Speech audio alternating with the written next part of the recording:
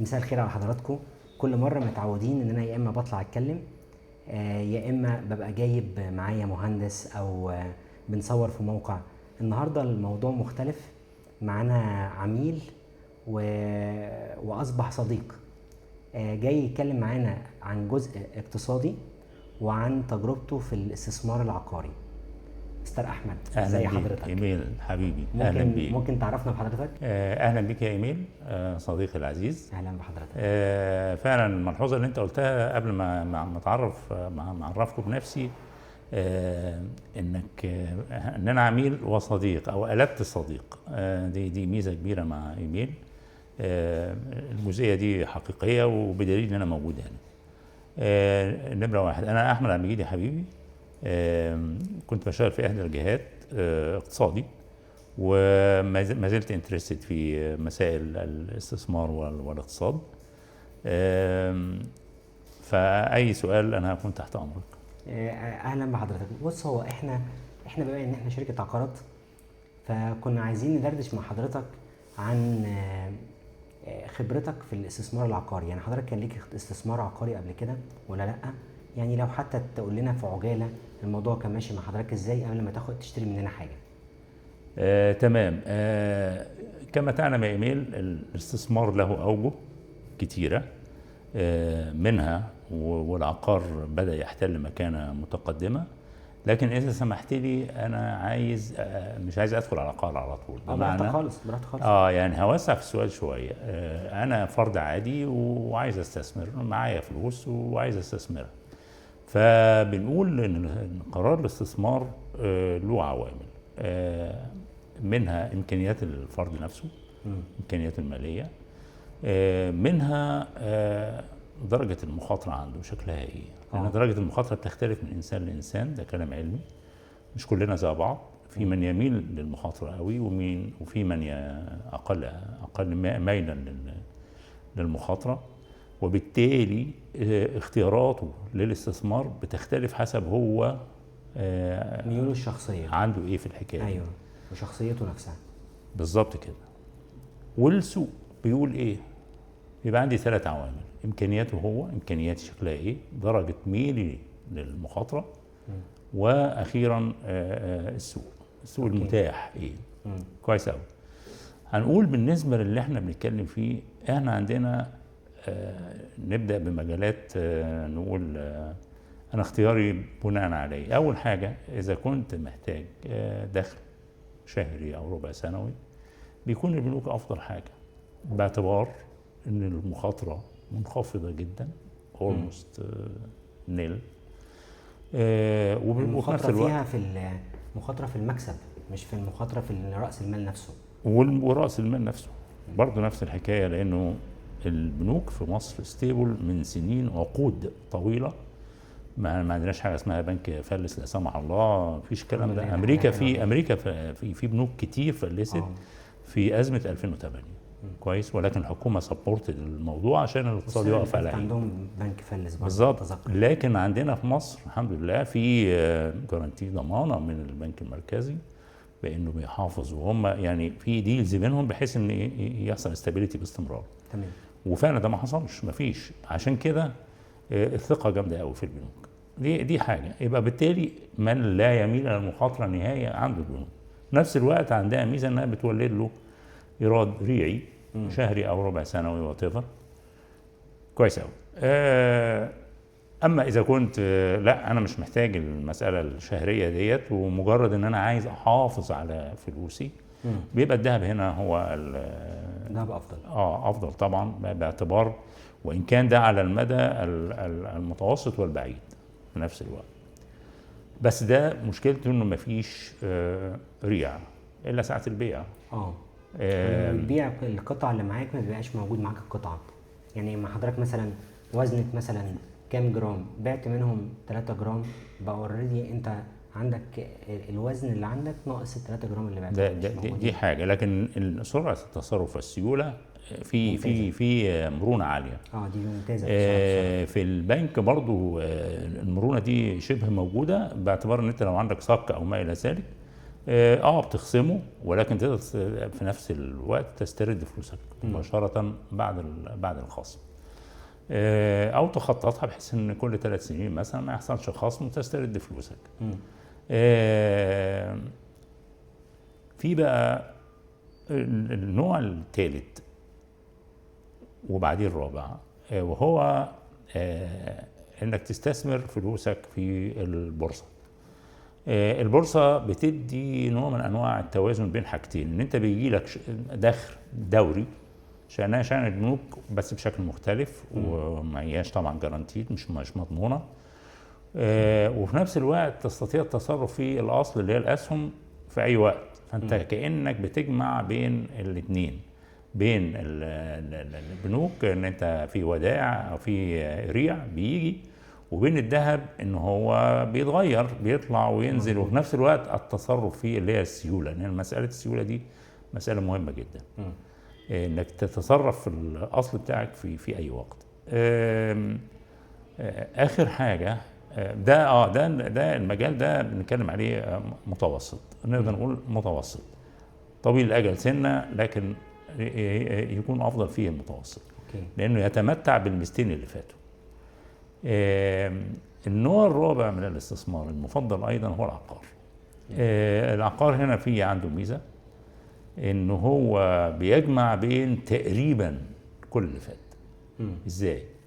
انه هو اصبح النهارده الايجارات السوق بدا ينتعش ويختلف، وبالتالي ده يشجع الناس على انها تأجر، وده شيء كويس، ويخشوا في السوق. وبالتالي في ايراد ريعي حاصل، شأنها شأن البنوك وشأنها شأن البورصه. مظبوط. وفي نفس الوقت انت بتحافظ على قيمتك، لان العقار بيتحرك، سعره بيتحرك مع الوقت، وبالتالي انت زي مخزن قيمه في الوقت اللي انت عايز تتصرف فيه، ولكن ممكن تتصرف فيه، بس هو بياخد شويه وقت، ولكن طبعا زي ما حضرتك ادرى مني اصعب شويه يعني. بالظبط كده، ده ادرى مني، ما هو كل حاجه لها حاجه يعني. حجمه اكبر. في كل اللي احنا فوتنا فيه ده مفيش حاجه اسمها ميزه مطلقه، كلها مميزات نسبيه تعتمد على الشخص، ظروفه، الثلاث عوامل اللي احنا اتكلمنا عليهم، امكانياته، درجه ميله للمخاطره، والسوق بيقول ايه. ده اللي بيخليه ياخد القرار السليم. كويس.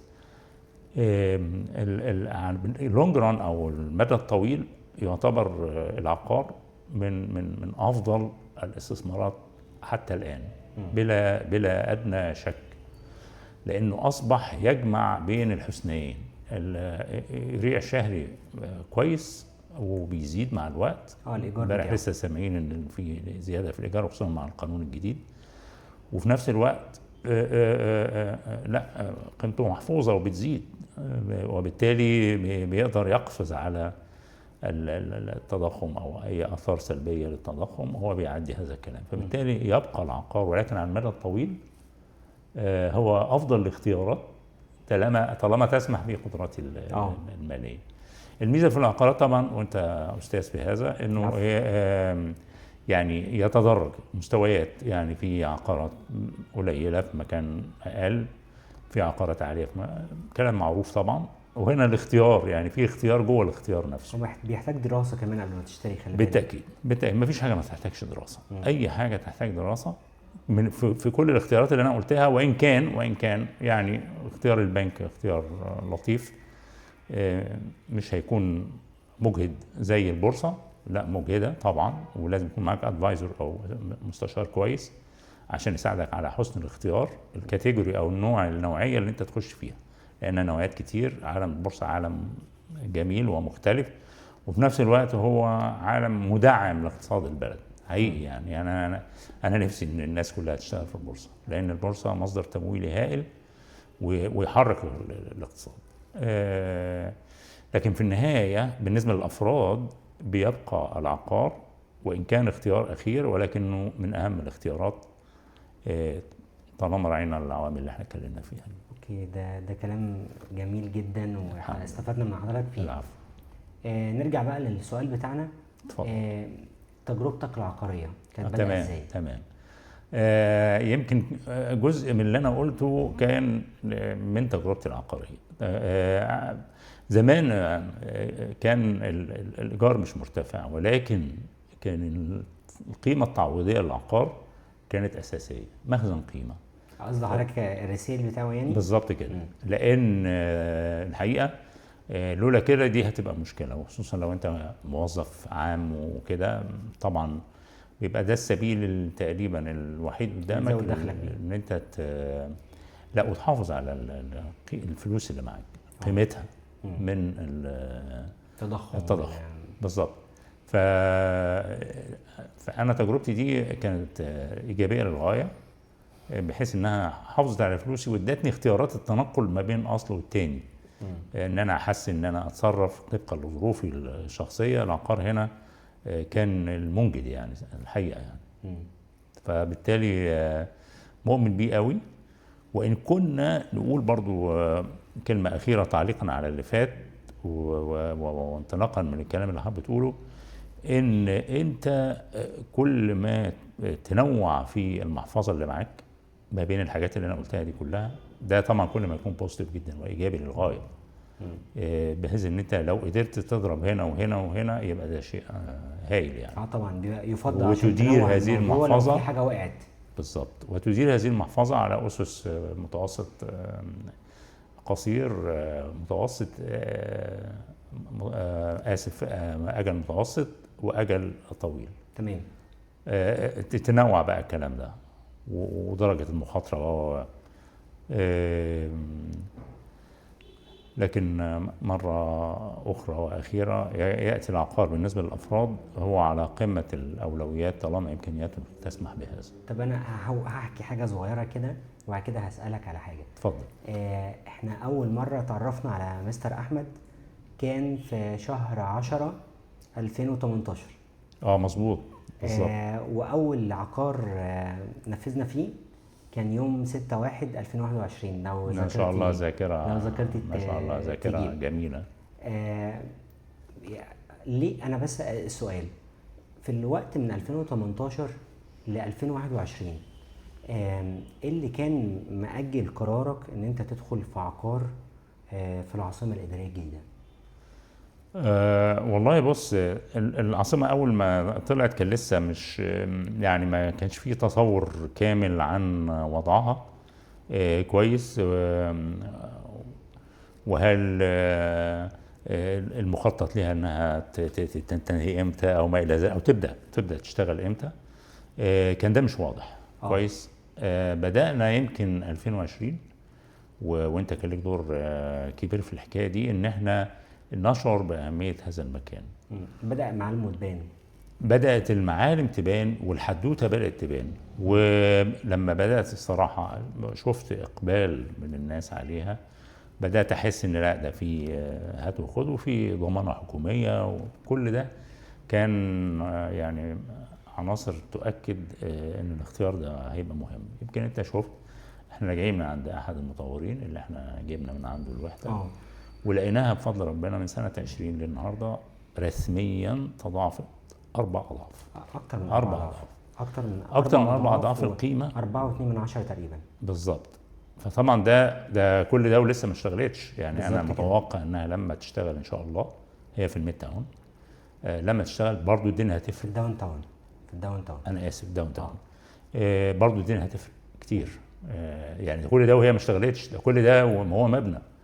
وطبعا المكان هو تحت الانشاء كله على بعضه، مش المكان ده بس. يعني الداون تاون على بعضها بتتفنش كويس ما بين مرافق واعداد طرق وتجهيزها والكلام ده. انا بتوقع انها هتكون منطقه هي سره المكان، العاصمه الاداريه. بالظبط، ده حقيقي. وبالتالي لا هيبقى فيه كلام تاني. وانا بنصح اللي بيتابعونا في امكانيه لاقتناء حاجه من هذا القبيل. انا نصيحتي انه لا يتردد، وانه بس يبقى معاه حد ادفايزر كده زي ايميل ابن حلال يقول له عن النصيحه زي ما كان بينصحني ايميل. يقول له افضل حاجه متاحه في السوق، لان احنا ما بنعرفش. انا شخصيا السوق ده قصه مختلفه وله ناسه. فلو عايز قرار استثماري عقاري لازم استعين بحد حذاري ان انت تاخد القرار ده من نفسك او باعلان او ما الى ذلك، لا معلش، لازم يكون معاك حد اونست يكون دارس الموضوع. دي المهنه بتاعته او الحرفيه، شخص محترف هيقول لك على النصيحه الصح، هو غرقان في المواضيع دي، فعنده اللي يقوله. غير انا او حضرتك لا، يعني معلش اللي عندنا قليل بالنسبه فيقول لك السوق ايه افضل، التقسيط ايه افضل حاجه، ده هيستلم امتى، ده كل نصايحه بقى اللي هو عارفها هيقولها لك، ان ده والله عندك اختيار ايه واختيار بي، اختار بينهم حسب احنا امكانياتك. دائما حتى في الفيديوهات بتاعتنا لما بننزل فيديوهات بنركز، انا بركز على نقطتين مهمين قوي. اختار موقع وكنت تعرف تدفع القسط بتاعك. طبعا المطور مهم والفاسيلتيز مهمه الكلام ده كله طبعا مهم جدا طبعا. بس اهم حاجه عندي الموقع، الوحده بتاعتك، موقع المشروع، لان الموقع كينج. احنا دائما بنقول ان الموقع كينج، والاهم في الموضوع من الموقع والمطور انك تقدر تكمل القسط. يعني انا فرق مع حضرتك الموضوع ان القسط ما كانش كبير صحيح. فده مديك فرصه. احنا في الوقت الحالي الشركه ما سلمتش حضرتك، هي المفروض ان الشركه كانت تسلمه الشهر ده او من شهرين 3، بس المكان لسه المرافق بتاعته لسه ما انتهتش. تمام. لو العميل نفسه كان مزنوق على فلوس او العقار هيبقى هو التمويل بتاعه الوحيد، او هو منتظر فلوسه عشان يعرف يعيش منها، انا لا انصح بالشراء. لا انصح دائما بالشراء. يعني مظبوط. كتير عميل يجي لي يقول لي انا معايا مثلا كذا واقدر ادفع في الشهر كذا، اقول له بص ما افضلش ان انت تشتري. ليه؟ لانك هتدفع قسط والتاني والتالت والرابع والخامس وبعد كده هتقف. صح. هتعمل ايه وقتها؟ الشركه تقول لك طب انت في شيكات بتاعتك، غذي الشيك معيش، نيجي نعمل ريسيل وقتها. بص تاكد انك هتخسر، تاكد هتخسر. لو معاك شيخ البروكرز اللي في السوق مش هيعرف يعمل حاجه، لانك بتبيع وانت مضطر. فالعقار استثمار طويل الاجل وطويل قوي كمان. احنا شاريين بنقول من 2021، من 6/1/2021. احنا اهو خلاص في اخر 25، يعني عدى 5 سنين ولسه قدامنا مثلا سنة ونص، سنتين على ما نبدأ نشوف عائد. العائد بتاع حضرتك بإذن الله هيبقى جيد جدا، لأن الموقع عند حضرتك ممتاز. وزي ما مستر أحمد قال الداون تاون ده هيبقى سرة المكان، بس هو فعليا محتاج. أنا أتذكر برضو لو إن حضرتك كنت دائما كنت بتستاء من الموضوع ده، تقول كان يفضل إن أول حاجة تخلص هو الداون تاون. ده تمني، لكن انا ما اعرفش ظروف تخطيط المدينه شكلها ايه، الله اعلم الفلسفه اللي وراها او اتحطت. لا دي انا لا علم لي بيها، بس كنت بتصور، ده تصور شخصي، ان لو كان الداون تاون هو اللي يعني في الاول كان هيبقى ممتاز على فكره. بالظبط. لكن انا عايز اقول حاجه، ده لحسن حظي الشخصي انا، لسبب انه لو كان بدا بيه في الاول لا يمكن كان يبقى خارج نطاق قدراتي، قدراتي الشرائيه بالظبط، لان كان هيبقى غالي. اللي نفعني دلوقتي ان هو لا لسه مش غالي، وده برضو تجربه بنقدمها للساده المتابعين، ان هو لما بيلاقي مكان زي ما حضرتك تفضلت الموقع مهم جدا ولسه فاضل عليه شويه، ده بيريحه في السعر. ما يشتري اوف بلان. ومع الوقت لا السعر هيبتدي يختلف حسب تطور الموضوع. والواضح ان في اهتمام شديد جدا بالعاصمه جدا، وبالتالي انت يعني زي ما تقول ايه، حاجه فيها شيء من الضمان، او رفعت المخاطره هنا بتقل نتيجه دعم المكان ده من الجهات المختلفه. ده شيء بيبقى مهم جدا. وزي ما حضرتك تفضلت، يمكن دي احنا تلاقينا في حته الامكانيات، ان لا لو قسط انا مش هقدر عليه، لا لازم يبقى خارج اختياراتي. الامكانيات هنا مهمه جدا. ده القسط ده ما يكونش على حساب اولويات اخرى يعني. فانا بعد الاولويات دي القسط قادر ادفعه اهلا وسهلا، مش قادر ابتدي افكر بشكل مختلف زي ما اتكلمنا. بس احنا واجهنا مشكله في السوق الفتره اللي فاتت دي لما كان الجنيه بينزل، ان الناس كانت ماشيه ورا الموجه، اللي هو العقار هيكسبني. كان كتير يجي تليفون تعالى وهبيع لك الوحده بعد 6 شهور هتكسب فيها كذا. هي فعليا يعني وحده حضرتك زادت تقريبا ب4 أضعاف و20% تقريبا. صحيح. بس ان حضرتك تعمل ريسيل دلوقتي حالا لا، ده هيبقى صعب، عشان اكون امين معاك. تمام. فالفكره كلها الناس بقى اللي اشترت في هوجه العقار دي ممكن مثلا 5% منهم هم اللي كسبوا. ليه؟ لان انا دلوقتي معايا 100,000 جنيه، ال 100,000 جنيه دول لو ما حطيتهمش في حاجه دلوقتي قيمته هتقل مثلا للتلت للنص ايا كان بقى الوضع ايه في وقتها. فان تشتري وانت خايف او انت مستعجل كده، ده مش في العقار. صحيح. ما ينفعش خالص. تمام. وكان وقتها كمان كان في ازمه ان العقار كان سعره بينط، ما كانش بيمشي، مش الطبيعي بتاعه. كان النطه دي اللي هو انام النهارده الوحده ب1,000,000 جنيه، بكره اصحى عليها ب2.5 و3 مليون. ده لا يمكن، ده حاجه صعبه جدا. كانت شاله السوق، خلي بال حضرتك. فالوقت الحالي احنا الدولار الدنيا هديت والسوق مستقر. الزيادات في العقار في الوقت الحالي زيادات فعليه.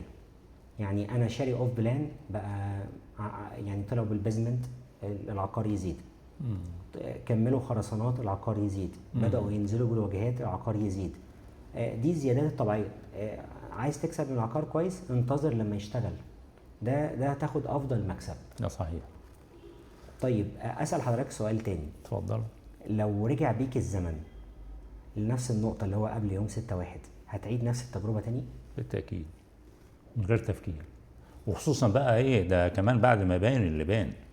بمعنى ايه؟ احنا كنا ساعتها بنقول والله ايه مخطط يحصل كذا والعاصمه ربنا يسهل مستقبلها كذا. لا، انت بقى بتشوف ان بالفعل حصل تقدم فهيكون الاجابه بالقطع طب في قرار كنت واخده بخصوص العقار، ان كان تأجيل او شراء، ندمان عليه؟ الشراء ممكن. في عقارات طبعا يعني كان المفروض ان الواحد ياخد قرار الشراء فيها، تردده ده طاير منه الموضوع نتيجه القفزات كانت غير طبيعيه. وبالمناسبه انا متوقع ان يكون في نوع من انواع الاستابيليتي او الاستقرار في الفتره القادمه، ما اقدرش اقول قد ايه، ولكن القفزات اللي انت كنت بتتكلم عليها من شويه دي لا، دي لظروف معينه حصلت، ولكن دلوقتي اعتقد يعني العرض بدأ يبقى ياخد وضع كويس في الوقت الحالي متوازن يعني. وبالتالي طول ما المعروض يعني معقول وبيتوفر مع مرور الوقت، ده بيخلق حالة الاستابيليتي.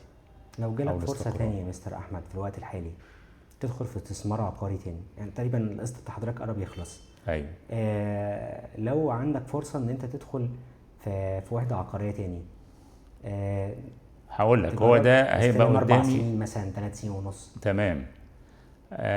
هفكر كويس في الاختيار بينه وبين يمكن ده زعلك شويه، بس انت جاوبتني سالتني سؤال وانا لازم اكون امين فيه. ممكن، وده على المستوى الشخصي، ده مش قرار من صاحبي. ممكن اوازن بينه وبين البورصه، الاستثمار في البورصه. هوازن بين الاثنين، ولو ربنا اداني بقى هخش في الاثنين. هو الفكره كلها استثمار البورصه بتهيالي هو محتاج حد يكون دارس في الموضوع. والله هقول لك أو يلجأ للصناديق اللي في البنوك عشان خاطر بص، ما طبعا الكلام اللي انت حابب بتقوله ده مكمل اللي انا بقوله، بمعنى ان انا بس بتكلم في القاعده مطلقه يعني. لكن لما يخش في التفاصيل لا طبعا، ويمكن انا قلت ده من شويه، لازم يكون معاك المستشار اللي يساعدك في هذا القرار، لان احنا ملناش هذه الخبره.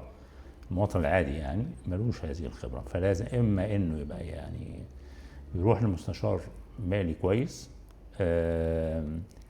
تبع المكاتب اللي هي متخصصه في السمسره الماليه، او البنك بتاعه بيبقى عنده صندوق. كثير من البنوك عندها صناديق استثمار، فممكن كأني بقى بريح نفسي، مش انا اللي اختار، لا ده البنك هو اللي بيختار لي، في واحد بيدير العمليه دي. اكيد هي مكسبها اقل شويه، بس الموضوع بالظبط كل حاجه بالظبط في التوازن ده موجود. بس فده اجابه على سؤالك. معلش ممكن يعني مش ما بقولش ان العقار هو الافضل ولا البورصه افضل، لا، انا بقول ده يعني اختيار يتوازن بين الاثنين، بس إذا كنت بتكلم مرة أخرى على متوسط الأجل، استثمار متوسط الأجل، بفضل البورصة. طويل الأجل بفضل العقار. حضرتك تعلمني موضوع البورصه ده، انا عايز ادخل فيه انا كمان. ده أهلا وسهلا. اهلا بحضرتك. أهلا بيك. ده بعد اذن حضرتك طبعا. اتفضل. حضرتك انت الاقتصاد. أهلا بيك. انا رايي ان افضل استثمار للانسان ان هو مثلا لو انت موظف، تقدر تاخد كورسات تكبر شغلك او تترقى او تزود السالري بتاعك، ان انت ذاكرت شويه كمان. استثمر في تعليمك، ولو عندك شغل خاص ضخ فيه فلوس، ما تخافش. وادرس تسويق، ادرس ان انت ازاي تحسن منتجك، ادرس ان انت تعمل معاه صناعة تكميلية. انا رأيي ان افضل استثمار للانسان ان هو يا اما يستثمر في نفسه يا يستثمر في شغله نفسه. الاستثمار العقاري، استثمار في الذهب، استثمار في البورصة، هي عوامل مساعدة بزود بيها، لكن الاساس بتاعي هو نفسي وشغلي. انا ده رأيي يعني. ممكن يكون ده عكس اللي المفروض اقوله على شغلي، يعني انا اقول لك لا تمام. العقار صح. ده هيزود لك صح. ومش عارف ايه، لا بس انا رايي ان افضل حاجه تستثمر في نفسك. هو بلا جدال طبعا. انت وسعت دايره المناقشه شويه، وده كلام مظبوط فيه طبعا بلا جدال. الاستثمار في الانسان هو اعظم انواع الاستثمار بلا جدال. يعني انا كنت بتكلم الحقيقه بعد الخطوه دي، يعني لما كنا بنتكلم في الامكانيات ورغبه الفرد في الاستثمار، لازم يكون عدى من النقطه اللي انت بتتكلم فيها، ان هو بيستثمر سواء في نفسه او في اولاده. الاثنين هو تنميه بشريه. الاثنين ده حاجه مهمه قوي، سواء على المستوى الفردي او على المستوى حتى القومي. يعني ان الاستثمار في الانسان ده حاجه هامه جدا. بعد كده ياتي في الكلام اللي احنا اتكلمنا فيه انواع الاستثمار اللي من شانها انها تدعم موقف الشخص ده، سواء كان بياخد كورسات لنفسه. بس الحاله دي هتبقى كيس بعيده شويه لاولاده، لانه اللي بياخد كورسات لنفسه هو ده لسه بيبقى ما عندوش الملاءه الماليه اللي تساعده على النوع ده من القرارات اللي احنا كنا بنتكلم فيها. يمكن لو معاه حاجه يبقى البنك ده بالنسبه له افضل، لانه هو في النهايه لازم يبقى فاضي عشان يدير هذا الكلام. الشخص اللي هو لسه بياخد، يعني ده في سن مبكره ياخد انا لازلت باخد كورسات. ها؟ انا لازلت باخد كورسات. برافو عليك. يعني اللي في ذهني الحقيقه هو الشخص اللي لسه يعني خريج جديد وبيبدا، انما طبعا العلم ملوش حدود. بالظبط. والانسان يدعم نفسه طول ما هو ماشي علميا، والوسائل التكنولوجيه الحديثه ساعدت على ان ده مش لازم اروح بقى فصل دراسي زي ما كنت انا شخصيا بعمل وانا شاب مخصوص واروح له مواصلات، وكل الكلام ده انتهى. عندنا النت، بنشترك في كورسات اونلاين وكلام من هذا القبيل. طبعا دي رفع القدرات دي مساله بديهيه، وخصوصا في السوق النهارده. انت بتشتغل في سوق حر، وبالتالي عشان تعمل لنفسك سعر لازم تعلي الكابابيليتيز او القدرات بتاعتك طبعا العلميه والمعرفيه. طبعا ده بيجي في المقدمه قبل اي استثمار من اي نوع اخر. الاستثمار الثاني ده هيبقى ايه؟ نوع من انواع الدعم لهذا الكلام. بالظبط. وكل ما ربنا يدي لك وملاءتك الماليه تزيد، كل ما بتبتدي توسع في الكلام اللي احنا قلناه واللي احنا مش هنكرره مره اخرى. وبالتوفيق ان شاء الله. مستر احمد، انت حضرتك شرفتنا. شكرا جدا، ونورتنا. شرف ليا يا حبيبي، وفتنا وعلمتنا. شكرا يا ايميل على تحت الدعوه. وارجو ان المتابع يستفيد والساده المتابعين يستفيدوا. وبشكرك، دي حاجه جميله ان الواحد يشتغل في وجودك معانا العمل العام. اشكرك جدا.